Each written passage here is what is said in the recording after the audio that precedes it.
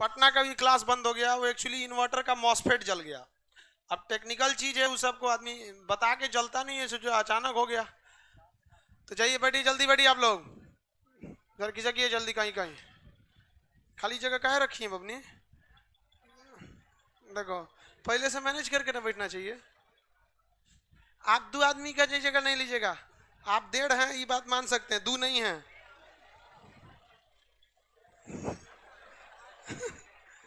मोटा का मतलब ये थोड़ी हुआ कि 2 आदमी का जगह लेंगे लोग, 1.5 से ज्यादा नहीं। इसको बैठा लो अपनी, इसको कहाँ इधर आ जी, आप आधा है उस पर हो जाएगा, 2 मिनट हो जाएगा, जा हो जाएगा सब। जितना आप मोटा लड़का या मोटा लड़की एडमिशन रोक दीजिएगा, उस सब छोटका छोटका का लेते रहिए, वो सब कहीं एडजस्ट हो जाता है। चलिए ध्यान से देखिए, हिस्ट्री में जो डेली डिस्टर्बेंस हो जा रहा है, कुछ समझाए थे आप लोगों को। हिस्ट्री का पहला हिस्सा क्या कहलाता है? प्राग इतिहास। इसमें मानव कुछ लिखा था, दूसरा वाला इसमें लिखा था, पढ़ा गया। इसके बाद ऐतिहासिक, कौन सा हो गया? ऐतिहासिक। ऐतिहासिक इसमें मानव ने लिखा भी और पढ़ा भी गया। समझ आ गया कि नहीं आ गया? किसी को दिक्कत? आप बता सकते हैं प्राग ऐतिहासिक में किसको रखा गया? हाँ, पाषाण काल। किसको रखा गया? पाषाण। अलग बात है कि पाषाण काल को पूरा पाषाण, बद्ध पाषाण, नव पाषाण काल इत्यादि कालों में बांटा गया। आदि ऐतिहासिक में बता सकते हैं किसे रखा गया? हाँ, सिंधु या हड़प्पा सभ्यता। ऐतिहासिक काल कहां से शुरू होता है? वैदिक काल से। कहां से? वैदिक काल। वैदिक काल से। और कहां तक आता है? अभी तक आता है। वैदिक काल के बाद कौन सा आया था? महाजनपद। वैदिक काल में कितने वेदों की रचना हुई थी? 4। इसके बाद का काल कौन था? महाजनपद। कौन सा था? महाजनपद।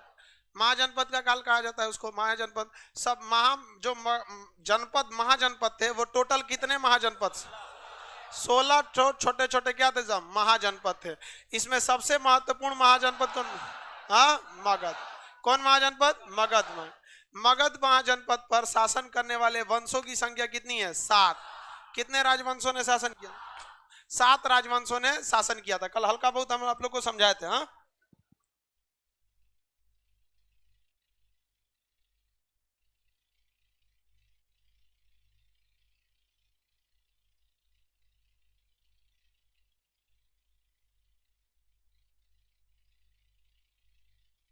देखिए महाजनपद में सबसे महत्वपूर्ण कौन था? मगध। इसका शॉर्टकट आपको बताए थे, कौन सा था? हसीन मसूकसा। हसीन मसूकसा क्या था शॉर्टकट? हसीन मसूक सा। हसीन मसूक सा शॉर्टकट क्या था बाबू? हसीन मसूक सा। हा से बताइए तो, हा से हरियांक वंश, स से शिशु नाग वंश, न से नंद वंश, नंद वंश, म से मौर्य वंश, उसके बाद शुंग वंश, उसके बाद कर्ण वंश, और कर्ण वंश के बाद सातवाहन, सातवाहन वंश। समझाए थे ना बाबू कल? बताइए मगध पर शासन करने वाला पहला वंश? हाँ, हरियांक वंश। हरियांक वंश का पहला राजा बिंबिसार। बिंबिसार ने क्षेत्रफल विस्तार करने के लिए शादी करना प्रारंभ कर दिया। अपने बेटे को शादी करने नहीं देता था। इसका बेटा का नाम था अजात शत्रु। अजात शत्रु की शादी हो पा रही थी क्या? नहीं। अजात शत्रु अपने ब्याह करने के लिए किसको मार दिया? बाप। अपने शादी कर लिया, ठीक ठाक से रहने लगा। और उसके बाद से कुछ दिन बाद एकरो कोनो और पसंद आ गया। समझ में आ गया नहीं आ गया? किसी को दिक्कत? देखिए जो मर्द होता है ना, मर्द का प्रेम जो होता है वो मेहंदी के समान होता है। शुरुआते भर वो लाल रहेगा, फिर धीरे धीरे उतर जाएगा। समझ में आ गया? इसी में महिला ठगा जाती है। सब महिला सब खुश हो जाती है, डेमो देखती है सब एकदम खुश हो जाते हैं। ओहो, तो जरा एडमिशन बात दू तो वो हाल करेगा। लड़की जो ना पूरा लोल होती है सब, तनी सा में ना खुश हो जाएगी, एकदम तनी सा बात बोल दीजिए एकदम खुश हो जाएगी। बस उसको खुश रखिए, बस मुंह से खुश रखिए, बस चढ़ा के रखिए, एकदम तारीफ करिए, खूब खुश रहेगी।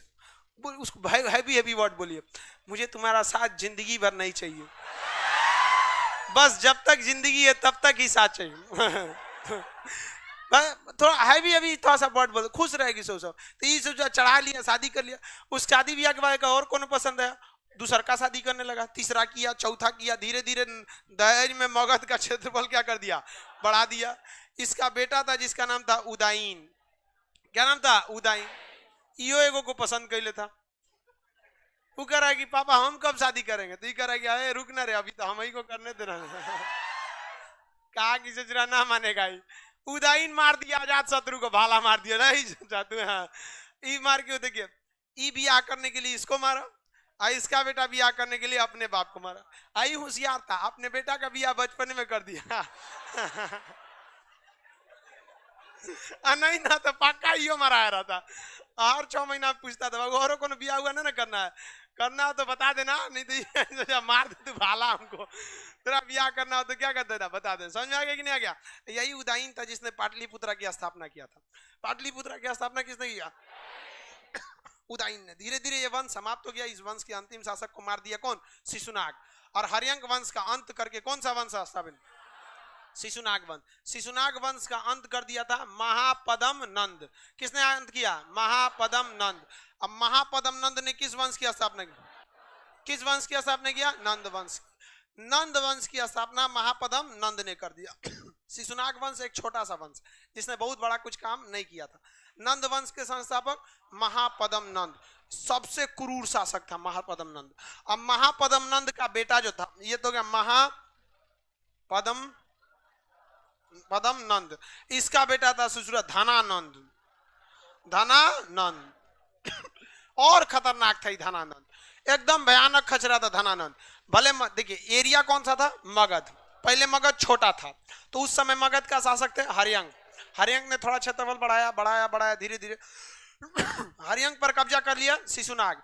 शिशुनाग इसी वंश का सेनापति था। मार दिया सेनापति, कैसे? भल्लाल देव मार दिया। उस बुढ़िया का नाम था उसका, अरे बुढ़िया का नाम देवसेना। सीरियल में एक चीज देखें, जिस महिला का टीका जितना बड़ा रहेगा उतने खचरी रहेगी। एक चीज हम कॉमन देखते हैं। समझ आ गया? शादी ब्याह के समय जाइएगा, सास का बड़का टीका देख लीजिएगा ना, समझिएगा यही कंपनी की है वो छोटकी। बहुत टीका बड़ी खतरनाक होती है। सीरियल देखिए कि नहीं आप लोग? बताइए, हम कुछ गलत बोल रहे हैं? हाँ? सीरियल में देखिए जितना बहुत टीका रहेगा उतने खचरी रहेगा। आगे बढ़ते हैं। तो हर्यंक वंश के बाद शिशुनाग वंश। शिशुनाग वंश के सेनापति को मार दिया महापदम नंद। कौन से वंश की स्थापना किया? नंद वंश। इसका अगला शासक धनानंद। और खचरा निकला कौन? धनानंद। धनानंद को कोई मतलब नहीं था, लेकिन धनानंद के समय क्षेत्रफल मगध का इतना बड़ा हो चुका था। मगध क्या हो चुका था? बहुत बड़ा हो चुका था। समझ में आ गया कि नहीं आ गया? तो मगध पर इसी समय भारत की ओर से हमला कर दिया कौन? सिकंदर। किसने हमला कर दिया? सिकंदर। अचानक इधर हमला किया कौन? सिकंदर। 326 ईसा पूर्व हमला किसने कर दिया? सिकंदर। और इधर सेना, इधर किसका शासन चल रहा? इधर क्षेत्र कौन था? मगध। क्या जब सिकंदर आक्रमण किया तो मगध पे हर्यंक वंश था, शिशुनाग वंश था, नंद वंश था। हाँ, आनंद वंश का कौन सा राजा? धन। इसको टेंशन ही नहीं था। यहाँ पे नदी बहती थी, ब्यास नदी। कौन सी नदी? ब्यास। ब्यास नदी से पहले इसने यहाँ के राजा पोरस को हरा दिया। किसे हरा दिया? राजा पोरस को। अब पोरस राजा को पकड़ के लाया गया सिकंदर के सामने और कहा गया बताओ तुम्हारा क्या सुलूक किया जाएगा। तो उसने सिकंदर ने कहा कि मेरे आगे घुटने टेक दो, मैं तुम्हारी जिंदगी बख्श दूंगा।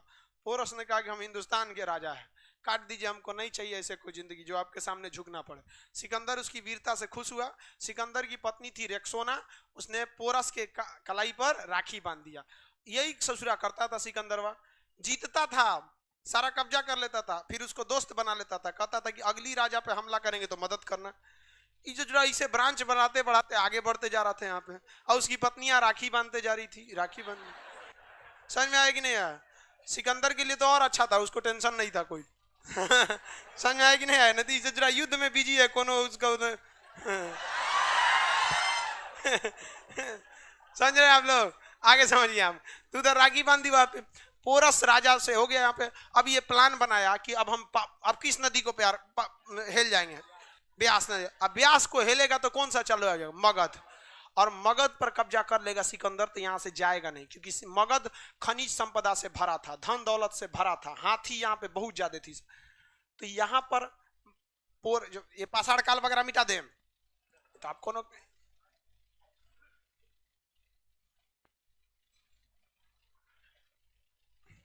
यहाँ पर एक जगह था जिसका नाम था, पाकिस्तान में एक जगह था तक्षशिला। क्या नाम था? तक्षशिला। तक्षशिला यूनिवर्सिटी का एक टीचर था जिसका नाम था चाणक्य। क्या नाम था? चाणक्य। चाणक्य हर बातों को ध्यान से देख रहा था कि आखिर यहाँ हो क्या रहा है। चाणक्य के समय चाणक्य ने कहा कि तो बहुत गड़बड़ हो रहा है, क्योंकि सिकंदर अगर भारत में घुस जाएगा तो बहुत भारी दिक्कत हो जाएगा, सिकंदर को वहां से हटाना जरूरी है।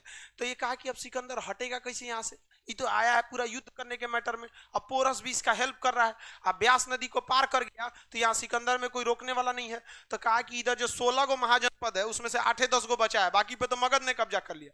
यानी जनपदों में, महाजनपद में सबसे शक्तिशाली कौन हो गया था? मगध। तो चाणक्य आया वहां से, कहां?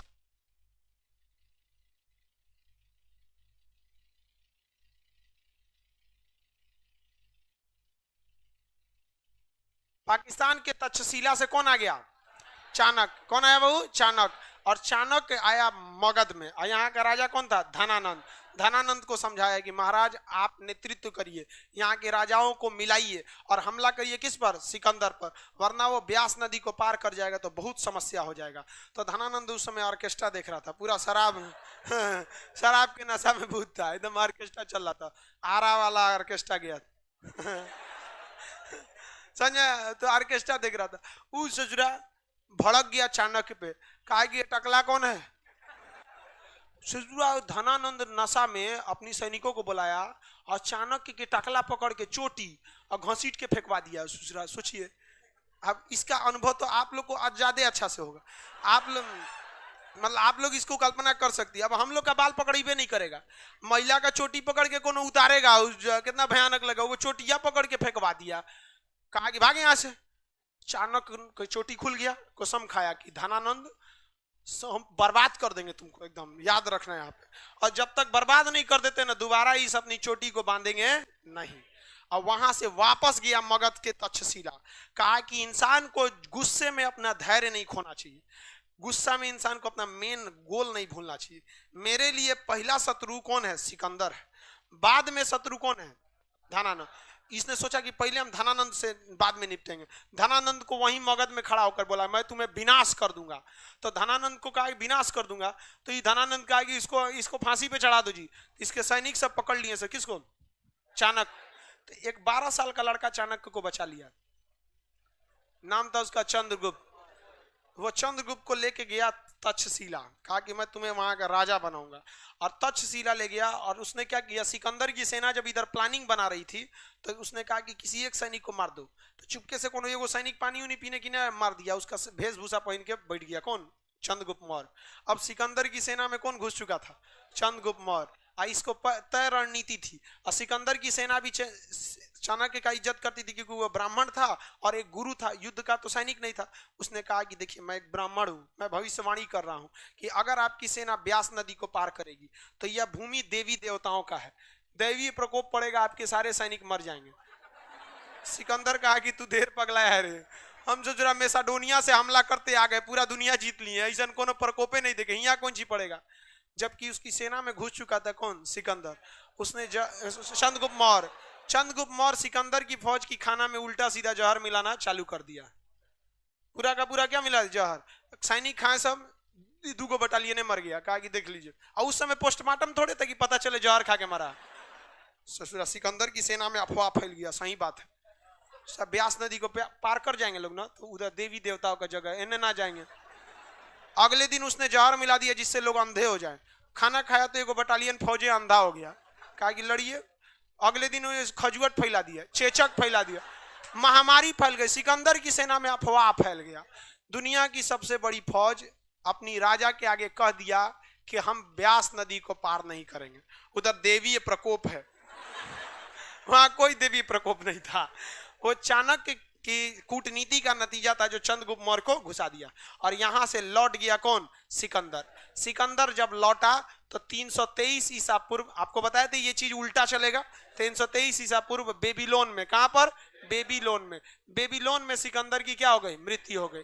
लेकिन सिकंदर का सेनापति जिसका नाम था सेल्यूकस निकेटर, क्या नाम था? सेल्यूकस निकेटर, उसको एकदम कंफर्म पता था ये कोई ना कोई आदमी जहर मिला रहा है। तो वो इस बात पर विश्वास नहीं करता था। लेकिन राजा जब सिकंदर कह रहा है कि लौटो, तो सेनापति क्या करेगा? लौट नहीं करेगा। अब वहां जाके सिकंदर की क्या हो गई? बेबीलोन में मृत्यु हो गई। सिकंदर का घोड़ा का नाम था बुके फराल, उसके घोड़ा पे लगाम नहीं थी।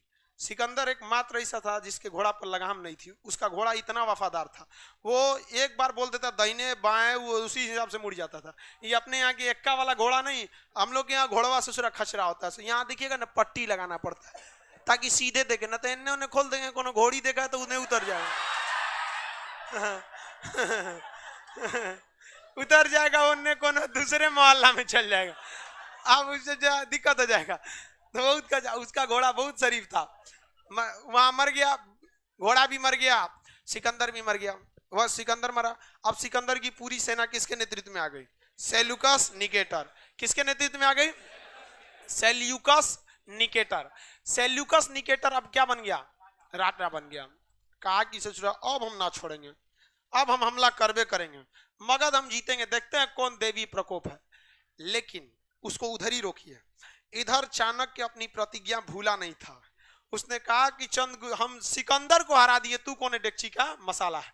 इसने मगध के छोटे मोटे राजाओं को धनानंद के विरोध में किया और धनानंद पे क्या करा दिया? हमला करा दिया। और यहाँ किसको मार दिया? धनानंद को। और खुद राजा किसे बनाया? चंद्रगुप्त मौर्य को। अब बताइए, अब मौर्य वंश का शासन हो गया किस पर? मगध पर।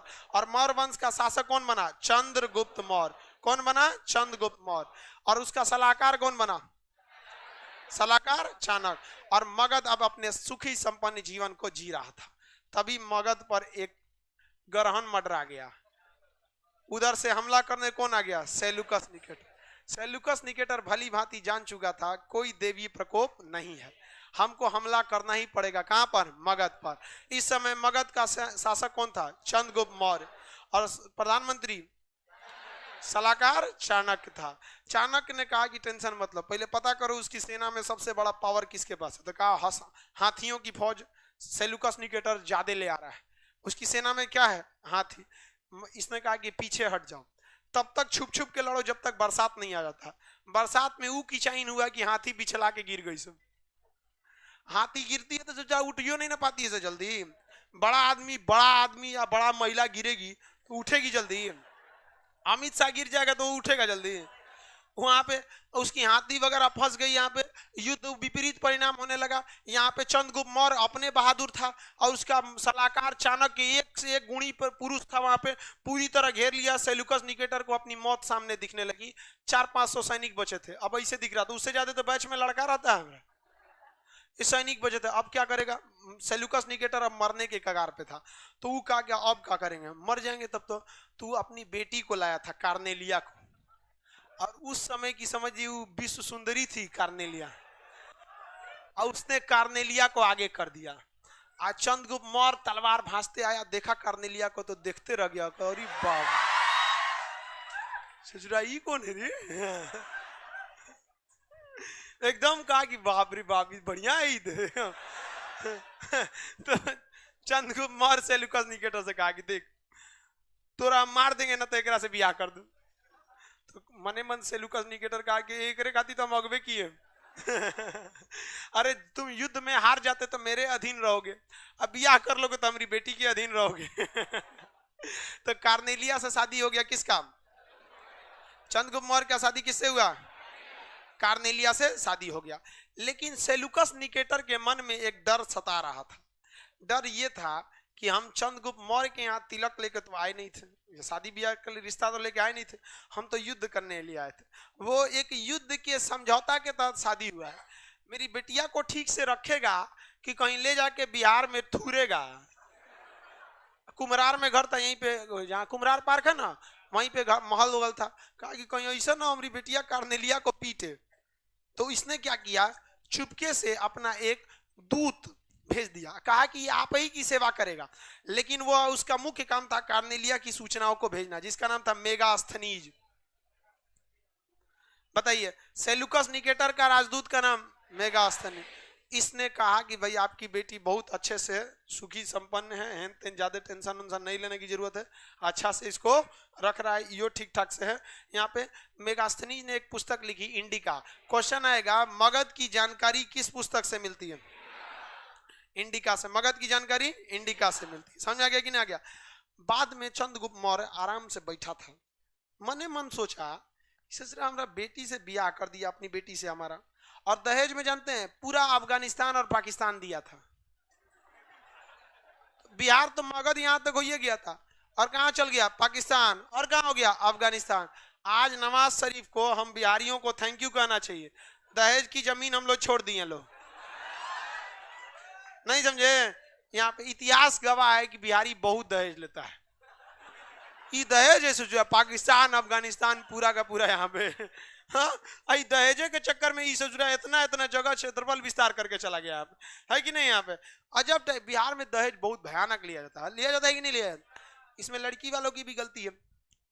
लड़की जिस लेवल की उसी लेवल में ब्याह करिए, दहेज नहीं देना पड़ेगा, है कि नहीं? अब जनरल बॉगी में चलिए 200 रुपया किराया, अब जाइएगा एसी में तो ज्यादा पैसा लगभे करेगा। लड़की ग्रेजुएशन कर ली है, अपने एमटीएस का नौकरी ना लगे, लेकिन रोवनी के दूल्हा चाहिए दरोगा। लीजिए दरोगा, तो पैसों दीजिए दरोगा लायक नहीं, अपनो दरोगिन बन जाइए, दरोगा से करिए, कोई दिक्कत नहीं, 1 रुपया नहीं लगेगा। बराबरी में दहेज नहीं लगता, कभी नहीं लगेगा। बराबरी में कौन चीज का दहेज लगेगा रे पकलो ना, उतना नहीं लगता है बराबरी वाला में। आई ऊपर नीचे करिएगा तो लगभे करेगा आपको ज्यादा में।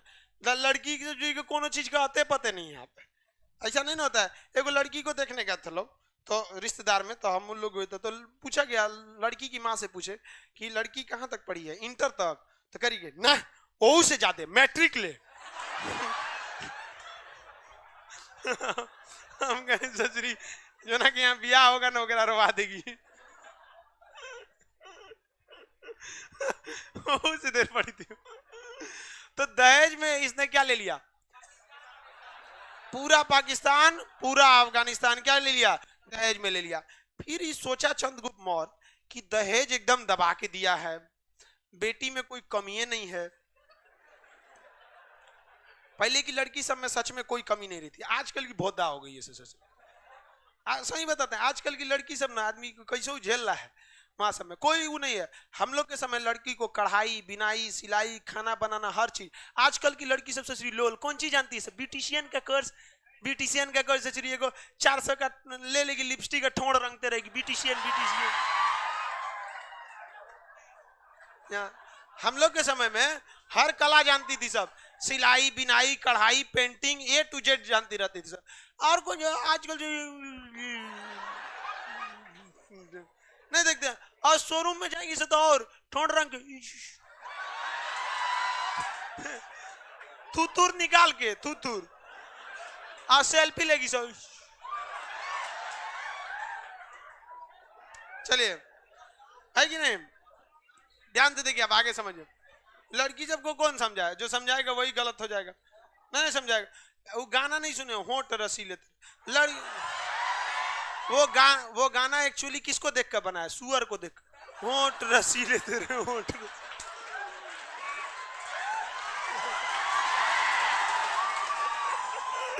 वो एक्चुअली में गाना उस पे, और लड़की को लगता है कि हम लोग पे।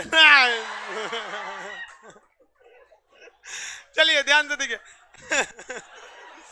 चंद्रगुप्त मौर्य कहा कि आखिर इतना ब्याह शादी किया, हमको ये सब दिया, आखिर उस ससुरा तब हमला काहे किया था हम पे? जब दहेजे देना था, ब्याहे करना था, तो हमला काहे किया? तब पता चला कि इसको हाथी चाहिए था। अब मगध में हाथियों की संख्या बहुत ज्यादा थी, सोचा मगध पर हमला करेंगे, हाथी ले जाएंगे। कहा हो, अब ससुर बनिए गए हैं, क्या दिक्कत है? 500 हाथी गिफ्ट में दे दिया। चंद्रगुप्त मौर्य ने सेल्यूकस निकेटर को गिफ्ट में कितना हाथी दिया? 500 हाथी गिफ्ट में दे दिया था। कोई बात नहीं, तो लेबो तो किया था दहेज। पाकिस्तान, अफगानिस्तान, भयानक, कश्मीर, तीनों चीज लिया था। पाकिस्तान, अफगानिस्तान और कश्मीर, ये 3 चीज ले लिया था ये चंद्रगुप्त मौर्य। चंद्रगुप्त मौर्य जाति से ना छोटे जाति का था, शूद्र जाति का था यहाँ पे चंद्रगुप्त मौर्य। चंद्रगुप्त मौर्य का बेटा हुआ बिंदुसार। ध्यान से पढ़िएगा, गड़बड़ा जाएगा, ध्यान से देखिएगा। पहला वंश, हरियंक वंश का पहला राजा बिंबिसार है, बिंबी, और ई है बिंदु। कौन सा है? बिंदुसार। और कौन है? बिंबिसार। कंफ्यूज आइएगा मत। भारत का पहला राजा इधर मगध का बिंबिसार, उसके पहला वंश हरियंक, उसके बाद शिशुनाग, उसके बाद नंद, उसके बाद मौर्य, मौर्य वंश का संस्थापक चंद्रगुप्त मौर्य, उसका बेटा बिंदुसार। बिंदुसार चंद्रगुप्त मौर्य को ना जैन धर्म वाला शिक्षा दे दिया, कहा कि क्या फायदा ये मार धार करके, सेल्यूकस निकेटर है तो दुनिया में कुछ नहीं है, आप जैन धर्म अपनाइए, उगारे होइए, जाके मर जाइए वहां पे। कहा कि ठीक है बोल रहे। सजुरा राजा था, जैन धर्म अपना के उगारे हो गया, और दक्षिण भारत में कर्नाटक के श्रृंगेरी पर्वत पे जाके भूखे मर गया। अपना राजपाट किसको दे दिया? बिंदुसार को। तो यहाँ का शासक कौन बन गया? बिंदुसार। कौन बन गया? बिंदुसार। समझ में आ गया कि नहीं आ गया? अगला शासक मगध का कौन बना? बिंदुसार। बिंदुसार मौर्य वंश का था कि किसी और वंश का? मौर्य। मौर्य वंश का संस्थापक। उसके बाद बिंदुसार। बिंदुसार को तो बना बनाया साम्राज्य मिला था, पूरब से लेके पश्चिम में, कश्मीर, पाकिस्तान, अफगानिस्तान पूरा जबरदस्त मिला था। बिंदुसार के दूगो बेटा थे सब, बड़का का नाम था सुसीम और छोटका का नाम था अशोक। छोटका का नाम क्या था? अशोक। और बड़का का नाम सुसीम। सुसीम तथा अशोक। अब ध्यान से देखिए यहाँ पे, छोटका बेटा अशोक और बड़का बेटा सुसीम। ध्यान दीजिए, ये है मेन मगध, ये हो गया, ये हो गया मेन मगध, मगध। ये हो गया कश्मीर, ये हो गया अवंती, ये अवंती। अवंती मध्य प्रदेश, यहीं पे था माहिष्मती, अवंती माहिष्मती। अवंती की वही थी अवंतिका, दूसर की बाहुबली वाली की, अमरेंद्र बाहुबली। पहलकी वाली की तो देवसेना थी, ओकरे चक्कर में सब मार हुआ, बहुते मार खाती ससुरी। और जुबान देखते थे कितना तेज चलता था उस समय। तो ये अवंती का राजकुमार कौन था? अशोक। अवंती का राजकुमार अशोक और कश्मीर का राजकुमार सुसीम। अब टोटल मेन पावर मगध किसके पास था? बिंदुसार। बिंदुसार अब बूढ़ा हो रहा था, इसका फायदा उठा लिया कश्मीर वालों ने। कश्मीरिया वाला शुरू से मार करता है, कहा कि हम नहीं रहेंगे, कश्मीर अलग रहेगा, हम आजादी चाहते हैं, कश्मीर अलग रहेगा।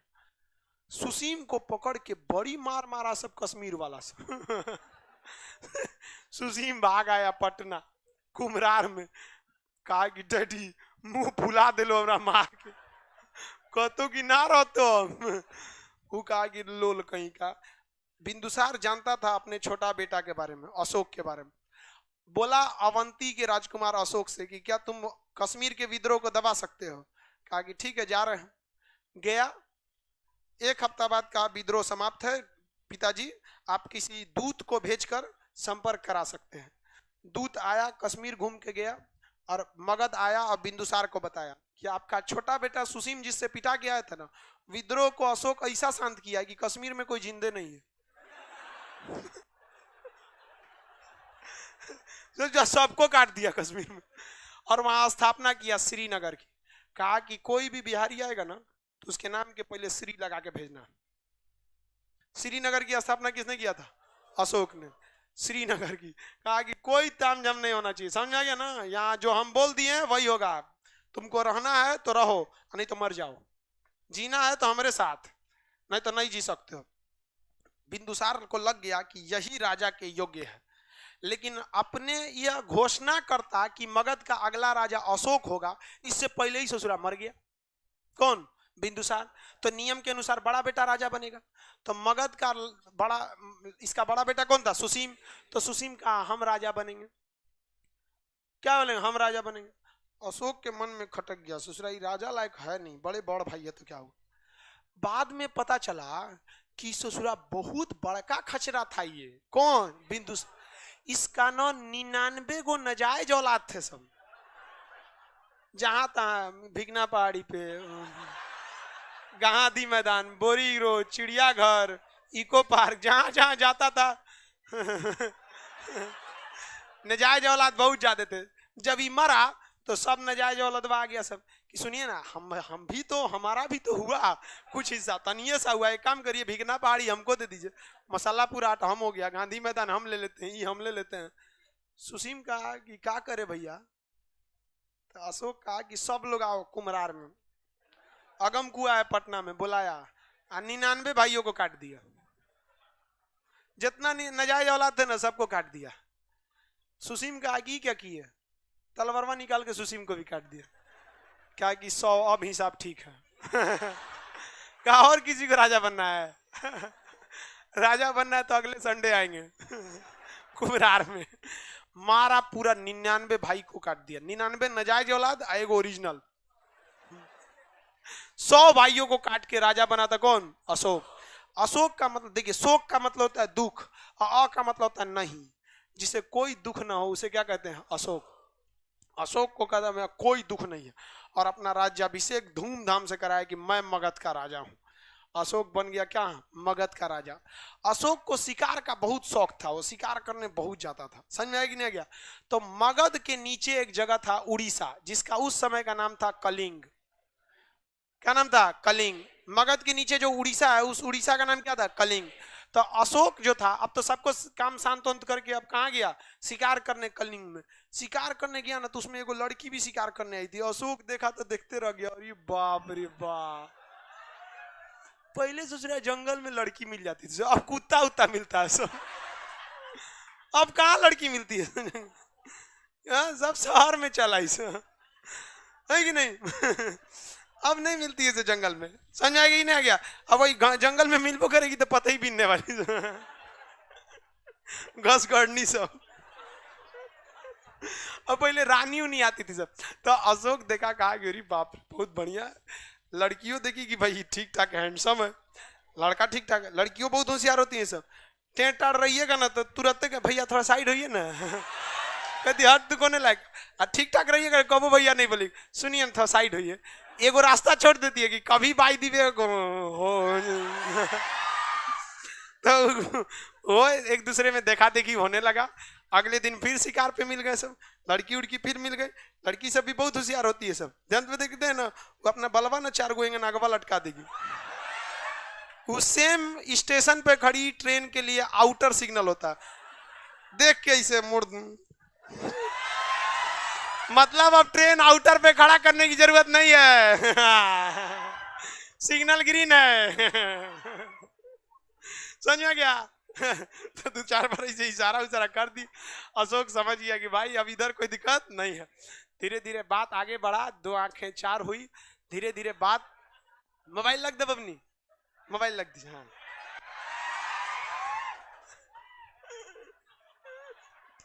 लड़कियां अपने को होशियार समझती है। बैगवा में मोबाइल रखो आप लोग को बुद्धि नहीं होता है तो काय लगाती हैं लोग देखिए ध्यान से। अशोक के इस समय बात हो गया। अब बात आ गई शादी ब्याह की। कही की शादी करेंगे पहले शादी, तो अशोक कहा कि शादी कर लो हमसे। तो कही कि ठीक है। अच्छा एक बात बता, बात में तो ये पूछबे नहीं किए कि तुम्हारा घर कहाँ है, हमने तुमको दिल ये दे दिया, ये भी न पूछा कौन हो तुम अब भाई बात हुआ तो अशोक कहा कि हम मगध के राजा हैं। तो लड़कियां कहीं क्या ससुरा तू बिहारी है रे तो अशोक कहा क्या दिक्कत है, कहा भाग का रे, तो कहीं कि हम बिहारी से बिया ना करबो। कही कि तो हम पसंद नहीं है। कहा कि देख हम सब पसंद है, लेकिन कलिंग के हम रहने वाले। कलिंग का नियम है कि कलिंग की लड़की कभी भी कलिंग के बाहर नहीं ब्याही जाएगी। कहा कि कौन नियम बनाया? कलिंग के लोग।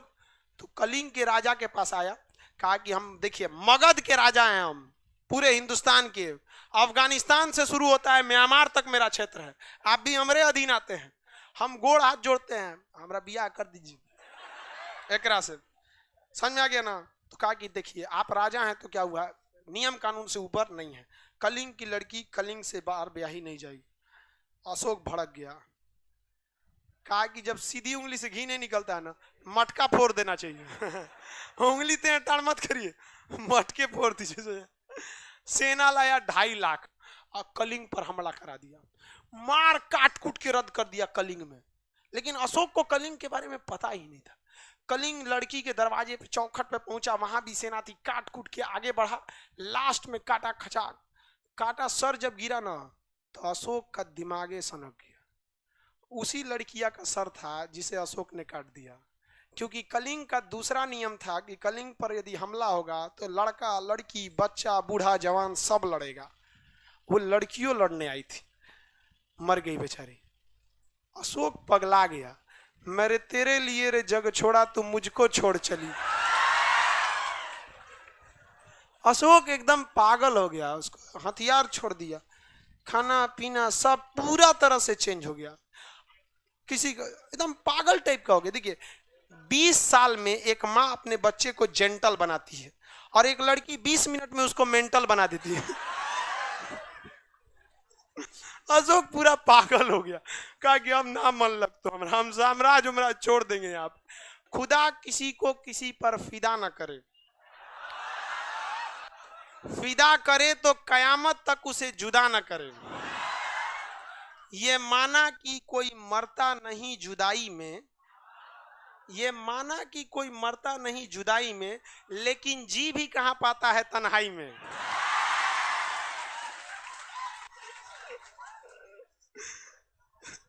तो अशोक एकदम पूरी तरह चेंज हो गया, कहा कि अब हम ना करेंगे। अशोक अपना साम्राज्य मतलब सारा हथियार त्याग दिया, कहा आज के बाद हम कोई हथियार नहीं उठाएंगे। एकदम युद्ध की नीति को त्याग कर बुद्ध की नीति को अपना लिया। और उसी के बाद अशोक महान बना। अशोक को हम इसलिए पढ़ते हैं क्योंकि वो जो उसका हृदय परिवर्तन हुआ उसके बाद की कहानी को। इसलिए कहा जाता है हर कामयाब के पीछे एक महिला का हाथ होता है और हर बर्बाद के पीछे 2 महिला का हाथ होता है। समझा गया ना? देख के को महिला रहे तो ठीक है, 2 आएगा ना शॉर्ट कट जाएगा। समझ आ गया कि नहीं? अब कोनो बैटरी है 12 वोल्ट का, में 2 बैटरी जोड़ देंगे तो भड़काइए ना देगा उसको। आजकल की लड़की बैटरी नहीं है सर, ट्रांसफार्मर है सब। एकदम भयानक हो जाएगा सब। अशोक ने किन से धर्म को अपना लिया? बौद्ध धर्म को अपना लिया। बौद्ध धर्म को अपनाने के बाद अशोक पूरी तरह से युद्ध को छोड़ दिया, शांति प्रिय हो गया, सब पे दया का भावना रखने लगा। उसने बौद्ध धर्म को इतना अच्छे से लागू किया। लेकिन उसे बौद्ध धर्म अपनाने की सलाह यानी प्रेरणा किसने दिया? उपगुप्त ने। किसने दिया? निग्रोथ ने दिया। किसने दिया? निग्रोथ। उसका खुद का भतीजा था निग्रोथ। निग्रोथ ने कहा कि भैया चाचा जी आप क्या कर लीजिए, मतलब बौद्ध धर्म अपना लिए। उपगुप्त ने उसे बौद्ध धर्म की शिक्षा दे दी और बौद्ध धर्म को ही अपना लिया। जहां तहां बौद्ध धर्म की क्या करने लगा? वह प्रचार करने लगा। उसके 2 बेटा थे, एक बेटा था महेंद्र और एक बेटी थी संघमित्रा। दोनों को उसने भेजा श्रीलंका बौद्ध धर्म के प्रचार के लिए। धीरे धीरे जनता अशोक को पसंद भी करने लगी, लेकिन नापसंद इस वजह से करती थी कि बौद्ध धर्म का बहुत ज्यादा प्रचार करता था। बौद्ध धर्म अशोक के समय अपने पराकाष्ठा पर पहुंच चुका था। जैन धर्म का उसी समय क्या होने लगा था? विनाश होने लगा था। और बौद्ध धर्म का क्या होने लगा? विकास हुआ। बौद्ध धर्म का बहुत ही विकास किया कौन? अशोक। धीरे धीरे अशोक के वंश वाले आए सब, वो युद्ध को छोड़ते गए सब। और एक राजा जब युद्ध करना छोड़ देता है तो अगल बगल के राजा उस पर क्या होने लगते हैं? चढ़ जाते हैं सब। अशोक ने अपने चाणक्य ने अपने चाणक्य नीति में कहा है कि जिस देश का राजा जितना ज्यादा निर्दयी रहेगा, जितना ज्यादा दुष्ट रहेगा, उसकी जनता उतना खुश रहेगी और वो देश उतना विकास करेगा। शी जिनपिंग को देखते हैं,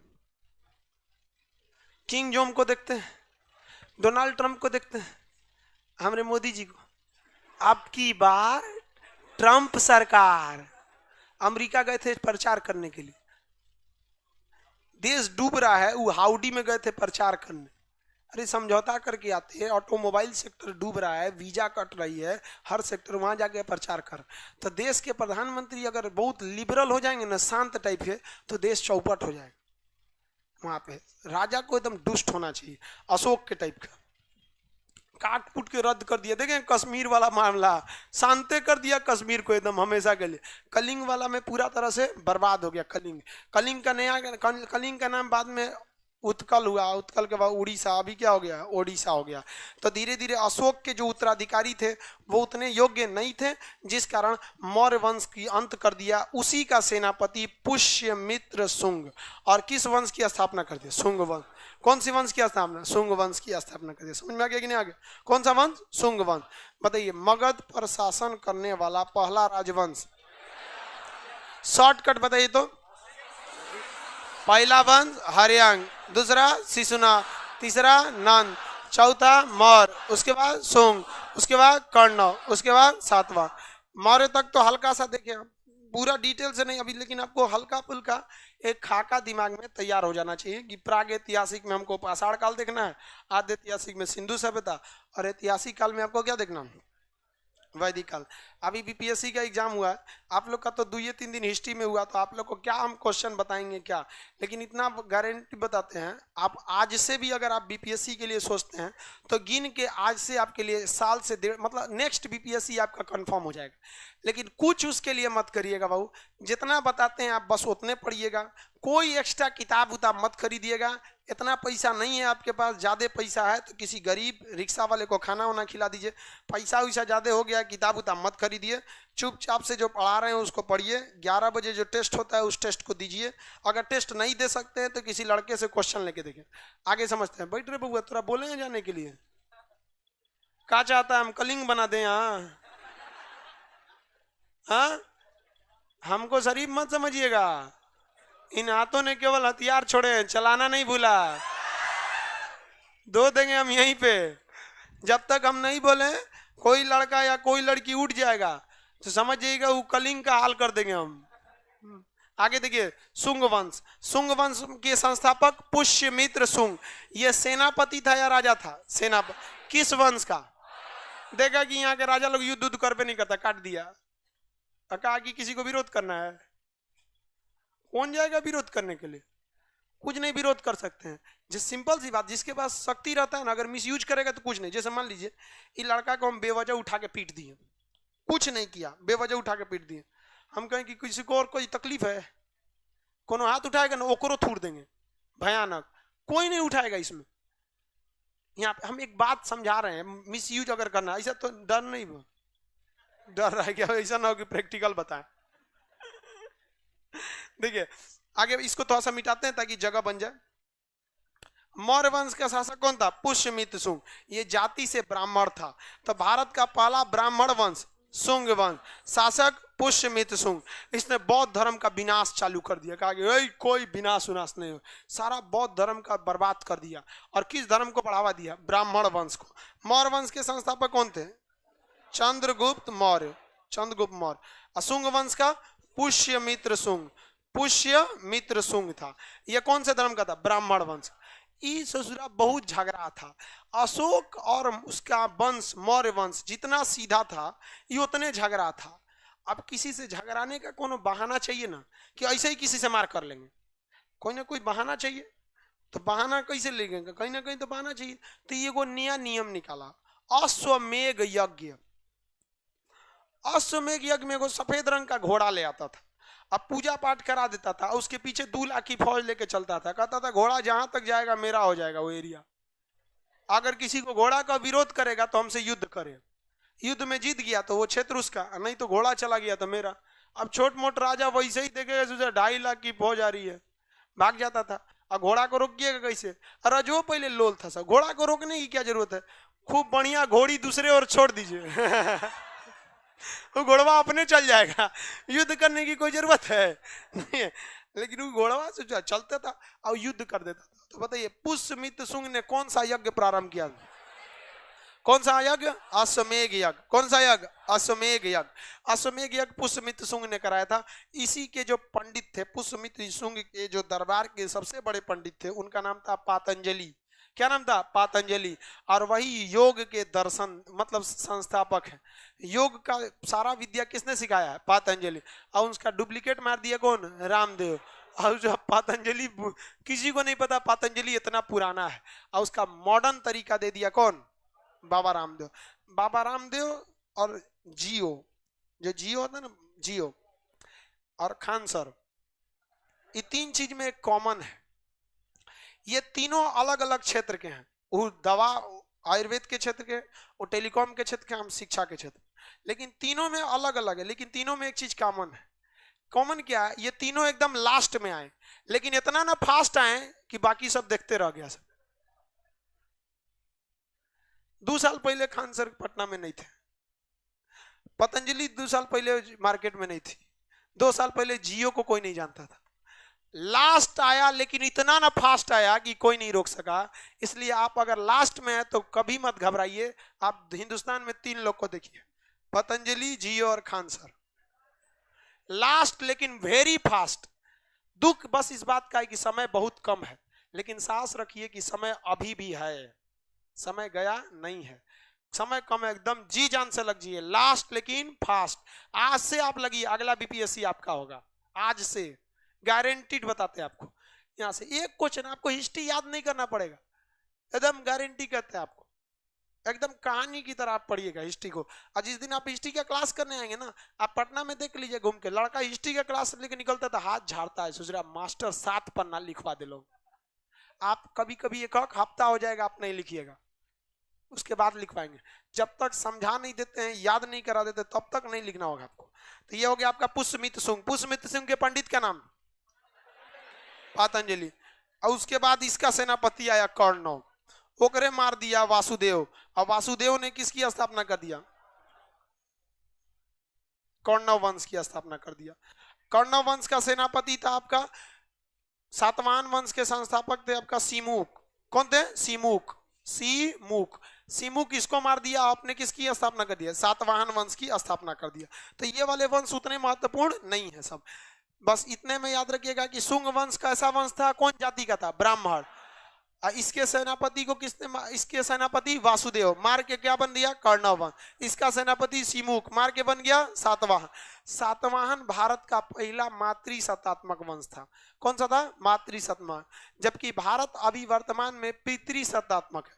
यानी अगर कोई किसी से पूछता है कि आप किसके लड़का हैं, यानी आप किसकी औलाद हैं, तो किसी भी बच्चे में उसकी माँ और पिता दोनों का योगदान बराबर रहता है, लेकिन वो माँ का नहीं बताता है, पिता का ही नाम बताता है।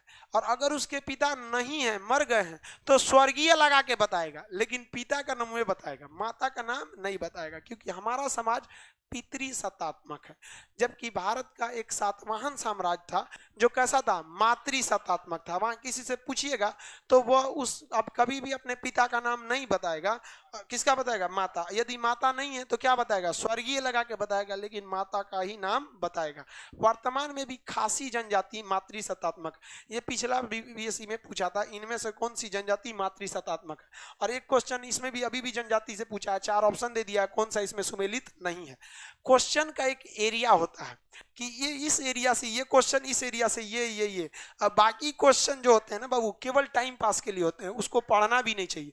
तो आप लोग भी याद रखिएगा, हम आपको उतने पढ़ाएंगे जितना आपका एग्जाम निकल जाए। हाँ, ये गारंटी लेते हैं कि बीपीएससी में आप अगर पढ़ के जाइएगा तो गारंटी करते हैं कितनों टफ क्वेश्चन बना देना, आप पास होके आइएगा। हम टॉप कराने की गारंटी नहीं लेते हैं, क्योंकि वो आपके मेहनत पर है, लेकिन हम इतना कहते हैं कि अगर आप घर पे 10 मिनट भी समय दिए हैं तो हम आपको बीपीएससी गारंटेड हम आपको पास करा देंगे, इस बात की गारंटी लेते हैं। और नहीं तो आज एग्जाम हुआ है, आप आज क्वेश्चन लीजिए, ग्रुप में हम सेंड भी कर दिए हैं, और जो लड़के पढ़ लिए हैं उनके मिलाइए, उनसे क्या है या नहीं है, वहां पे एक्यूरेट आपको कभी फेल नहीं हो जाएगा। अब भाई हम क्वेश्चन आउट नहीं ना किए कि 150 का 150 लड़ जाएगा, क्योंकि उसमें मैथ भी है, कुछ 5-7 क्वेश्चन मैथ भी रहता है, लेकिन एक बात की गारंटी आप पास हो जाएंगे। गर्ल्स आप लोग के लिए ज्यादा जरूरी, क्योंकि आप लोग का 33% कोटा है, आरक्षण नहीं है। यानी टोटल सीटें अगर मान लीजिए 1000 आती हैं तो उसमें से 350 सीटें लड़कियों के लिए अलग से रख दी जाएगी, बाकी इसमें लड़का मार करे। ये आपको पता होगा, पटना में अभी आधा मास्टर कोचिंग बन करके बीपीएससी का एग्जाम देने गया है, देख रहे हैं? वहां पे वो सब काम कर रहा है, वहां पे मास्टर कोचिंग बन करके गया है। ये उन लोगों में लड़कों की फाइट होगी और लड़कियों के लिए सेफ जोन है। सपोज अगर हम भी बीपीएससी का फॉर्म भरे होते और हम भी जाते आज एग्जाम देने, तो हमारा टक्कर इन लड़कियों से होता है कि आप लोग से। सोच सकते थे कितना टफ हो जाता आपका कंपटीशन। और लड़की लोग सोचिए, आप लोग में केवल लड़की रहेगी, है कि नहीं? अब मान लीजिए किसी दौड़ में खाली भैंस दौड़ाया जाए तो उसे जो दौड़ होगा। आप बताइए सबसे कम महिला शिक्षितता कहां पर है? बिहार में। अब गुस्सियाया मत करिए आप लोग, हम थोड़े बोल रहे हैं कि महिला शिक्षितता ज्यादा है। बिहार का सैंक्शन बोलता है कि पूरे हिंदुस्तान में सबसे कम पढ़ी लिखी महिलाएं कहाँ की है? बिहार की। और उनके लिए कोटा है, तो अपने में मारा, तो अंधों में काना राजा, नहीं समझे? तो आप लोग भरिए, और हम आपको गारंटी बताते हैं। जानते हैं बीपीएससी क्यों नहीं होता है? इसमें हम आपको हाथ बढ़ा, 90% विद्यार्थियों को बीपीएससी का सिलेबस नहीं पता है, 90%। और हम यहाँ माइक के सामने लाइव में बोल रहे हैं बाबू कि एसएससी सीजीएल से 5 गुना ज्यादा आसान है बीपीएससी। ऐसे नहीं बोल देंगे, लाइव पे हर चीज रिकॉर्ड होता है, नहीं तो कोनो कहेगा कैसे? दिखा दीजिए ना आप। हम गारंटी करते हैं बस। लेकिन हाँ लड़का सब में क्या होता है, दिमाग लगाएगा, वो देखेगा वो मास्टर का इतना मोटका नोट्स, अखान सर का इतना, अजब हाल है भाई। दवा ज्यादा नहीं पिया जाता है, देर पिएंगे तो रिएक्शन कर जाएगा। आजकल मास्टर स्पेशलिस्ट हो गया है, खखोर के पढ़ाता है। अशोक के तलवार की लंबाई 7 फीट 3 इंच 14 mm। लड़का कहेगा वाह वाह मास्टर कितना जानकार है, वाह सचुरा जानकार है। यहाँ आप मेरा जानकारी देखने आए कि अपना रिजल्ट लेने आए हैं? अरे हमको कम में जानकारी रहे, आपका रिजल्ट हो जाए ये ज्यादा है कि हम खूब जानकारी लेके आपको डुबा दें। आपको रिजल्ट से मतलब है, आम खाइए पेड़ मत गिनिए। लेकिन लड़का सब क्या करता है, 4 साल रिजल्ट। किसी लड़का से पूछिएगा कितना साल से पटना में हो, कहेगा 4 साल। हट जाइए वहां। जो आपको ज्यादा सलाह दिया खास करके लड़की में, वो सबसे एकदम दूर रहिए, एकदम भयानक, वो डुबाएगा सब, आपका करियर एकदम डुबा देगा सब। अपने क्या कर रहा है 4 साल से तू सलाह दे रहा है हमको, किसी की सलाह नहीं मानेगा। आप बस इतना मेहरबानी अपने आप पे करिएगा कि जो पढ़ाए हैं उसको रिजल्ट लीजिएगा, उसको रिवाइज करिएगा। और आपको हम अभी से बता देते हैं, आप कब पास होइएगा ये कभी मत सोचिए, ये सोचिए कि हम फेल नहीं होंगे। फेल होने का पहला लक्षण अभी से याद रखिएगा। इसमें से कितने ऐसे लड़के हैं जो किसी चीज को कल पर टाल देते हैं, बाद में करेंगे, ईमानदारी से। ये फर्स्ट लक्षण है फेल होने का। आप इस चीज को सुधारिए, और नहीं तो आप हमसे कोई स्टैम्प पेपर पे लिखवा लीजिए कि आपका रिजल्ट नहीं होगा, गारंटी देते हैं नहीं होगा। अगर आप इस आदत को नहीं सुधारते हैं तो, अगर किसी चीज आज हिस्ट्री पढ़ाए हैं, आप मोबाइल चलाइए, हम कहते हैं आप 8 घंटा मोबाइल चलाइए, 8 घंटा। लेकिन हाँ उस 8 घंटा के बाद वो मोबाइल स्विच ऑफ हो जाना चाहिए। पढ़ाई कंप्लीट होने के बाद आप किताब क्या खुला छोड़ देते हैं, तो मोबाइल यूज करने के बाद मोबाइल खुला क्यों छोड़ते हैं, बंद कर दीजिए। लोग उस वक्त भी जिंदा थे जब टेलीफोन नहीं था। मर नहीं जाइएगा, घर में कोई इमरजेंसी हो जाएगा तो प्रधानमंत्री नहीं है जो यहां से दूर कर दीजिएगा, रूम पार्टनर का नंबर दे दीजिए, ओकरा फोन करके ओकर करियर खराब करिए, डिस्टर्ब करिए, हमारा नहीं है। वास्तविकता बताते दुनिया में कोई आपके काम नहीं आएगा। अपने आप को इतना मेहनत कर दिए, क्योंकि देखिए इंसान दुनिया का वक्त देख के कदर करता है, समझ में आया ना। एक अपने आप को इतना काबिल बना दीजिए, बोलते जाते हैं ठुकरा दिया जिन्होंने मुझे मेरा वक्त देखकर, एक दिन खुद को ऐसा काबिल बनाऊंगा कि उन्हें मिलना पड़ेगा मुझसे वक्त लेकर। कोई काम नहीं आएगा बाबू। आपकी माँ बाप जिन्होंने आपको जन्म दिया ना, अगर आपके 2 भाई हैं, एक को नौकरी हो जाएगी एक को नौकरी नहीं होगी ना, तो जो माँ ने आपको जन्म दिया वो माँ 2 भेदभाव कर देगी। आज भी हम घर में जाते हैं तो हम सबसे बड़े हैं भाई लोग में, बाकी सब छोटा है सब। हमारा इज्जत उस तरह से होता है जैसे रायसीना के महल में राष्ट्रपति का होता है। अजब हाल है भाई, हमारा नहीं होता है। पोस्ट मतलब जो आदमी घर द्वार के लिए बहुत कुछ कर दिया, आदमी मोहल्ला के लिए कर दिया। अभी भी छुट्टी में जाते हैं तो पक्का अगल बगल मोहल्ला में जो गरीब लोग रहते हैं, इनका बेटी उटी का शादी या रुक जाता नहीं होता है पैसा की वजह से, तो किसी को चौकी पलंग नहीं दिया जाता है उसमें कि भाई आप कर दीजिएगा, ये सब हमारी ओर से रहेगा। ये सब करते रहना चाहिए इंसान, क्योंकि जिए तो दूसरों के लिए भी जीना सीखिए आप इसको। लेकिन आप अगर अपने काम में नहीं, कभी नहीं हो सकता। हमारा फोन आ जाए कभी इस सब में आप नहीं उठाते हैं, इस सब में रेयर कभी किसी का इमरजेंसी। देखिए क्योंकि हमको तो इतने लोगों को कंट्रोल करना है, तो मेरे साथ तो एक मजबूरी है कि भाई कौन सी घटना हुई या कुछ नहीं हुआ, उसके लिए एक आदमी मोबाइल रखता है कि कोई सूचना देने के लिए आपको। लेकिन आप पढ़ाई जब कर लिए हैं तो बाबू प्लीज मोबाइल बंद कर दीजिए।